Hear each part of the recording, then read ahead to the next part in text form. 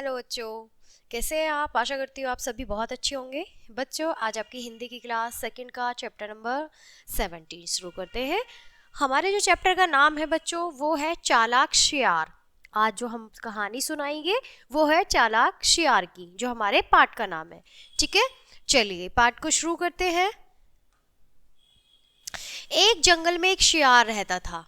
ठीक है, एक जंगल था जिसमें एक शियार रहता था।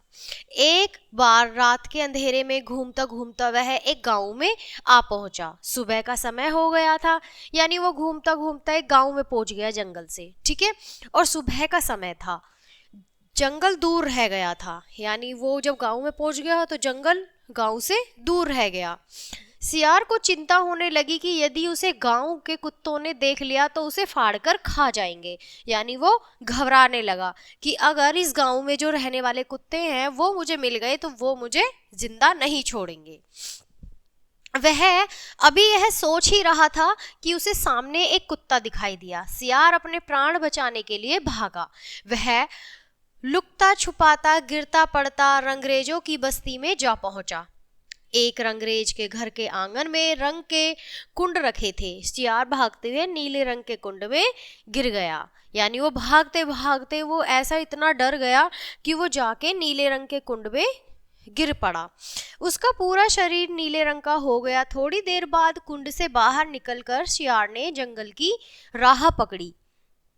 सूर्य निकल चुका था। सूर्य के प्रकाश में शियार के शरीर पर लगा हुआ नीला रंग चमक रहा था। दूसरे पशु दूर से ही उसे देखते और डरकर भाग जाते। यानी नीले रंग का जब वो हो चुका था तो उसको देखकर जो जानवर थे वहां के गांव के वो डरकर भागे कि ये विचित्र सा कौन सा जानवर आ गया, है ना। सियार समझ गया कि सभी प्राणी उससे डरते हैं। उसको लगा कि हाँ भाई, मुझे देख के सब लोग डर रहे हैं, जितने भी यहाँ पर लोग हैं। उसने सभी पशुओं को बुलाया और कहा, अरे तुम सब मुझसे डरते क्यों हो? भगवान ने मुझे यहाँ तुम्हारा राजा बनाकर भेजा है। अब सियार ने ऐसा जवाब दिया, अब तुम्हें डरने की आवश्यकता नहीं है, तुम्हारी रक्षा करना मेरी जिम्मेदारी है। पशुओं को इस तरह कैसे विश्वास होता, लेकिन एक हिरन शियार के पास जाकर खड़ा हो गया। भेड़िया और शाही भी वहां आकर खड़े हो गए। यानी सब लोग वहां जाकर खड़े हो गए।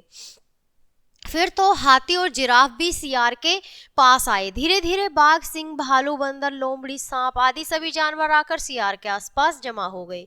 सियार के आगे मानो दरबार ही लग गया। सभी ने सियार को नमस्कार कर उसे अपने नए राजा के रूप में स्वीकार किया। फिर तो रोज सियार का दरबार लगने लगा। ठीक है, जंगल के सभी प्राणियों के बीच बैठने पर नीले रंग के सियार का खूब रौब पड़ता था। यानी उसका एक जब अलग तरह का कोई इंसान दिखा उन्हें, मतलब जानवर दिखा, तो उनको लगा कि हाँ भाई इसी का रौब है। सभी उसे बहुत सम्मान देते और उसके लिए अच्छा अच्छा भोजन लेकर आते थे। सियार को तो मजा ही आ रहा था कि क्या लाइफ बन गई है मेरी। सियार को अब हर तरह का सुख था, लेकिन उसके दरबार में अन्य सियार आए, यह उसे बिल्कुल पसंद नहीं था। इसलिए उसने घोषणा करवा दी, मेरे दरबार में सियार कभी न आए। सियारों के समाज में एक रिवाज था, निश्चित दिन पर सभी सियार एक जगह इकट्ठे होते थे। अपने मरे हुए सगे संबंधियों को याद करके सब सियार एक साथ जोर जोर से रोते थे। एक दिन इसी तरह जंगल में सभी सियार इकट्ठे होकर रो रहे थे। अब जंगल में सभी सियार इकट्ठे होकर रो रहे थे क्योंकि वहां पर एक रिवाज था। इस समय जंगल में सियार का दरबार लगा हुआ था। वहां सिपाहियों के रोने की आवाजें सुनाई दी। आवाज सुनकर राजा सियार जो था आदत के अनुसार अपने जाति भाइयों के साथ रोने में शामिल हो गया। अब वो उनके साथ शामिल हो गया क्योंकि वो रिवाज था। दरबार में बैठे हुए सभी पशुओं को आश्चर्य हुआ। क्षण भर के लिए सभी पशु स्तब्ध रह गए, यानी एक जगह देखते ही रह गए। एक कोने से खरगोश बोला, अरे यह तो सियार है, यह हमारा राजा कैसे हो गया? तुम सब इस क्या देख रहे हो? टूट पड़ो इस पर। सिंह जो था उसने गर्जने की और बाघ दहाड़ना शुरू किया। हाथी जोश में आकर चिंगाड़ने लगा। सभी सियार पर टूट पड़े और उस रंगे सियार को मार डाला। यानी सभी उस पर इतनी बुरी तरीके से टूटे कि उसको मार डाला।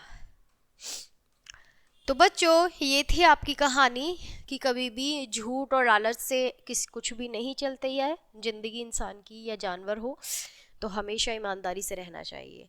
चलिए, पार्ट यहीं ख़त्म होता है, मिलते हैं आपसे हम अगले पार्ट में, तब तक के लिए बाय, थैंक्स फॉर वॉचिंग।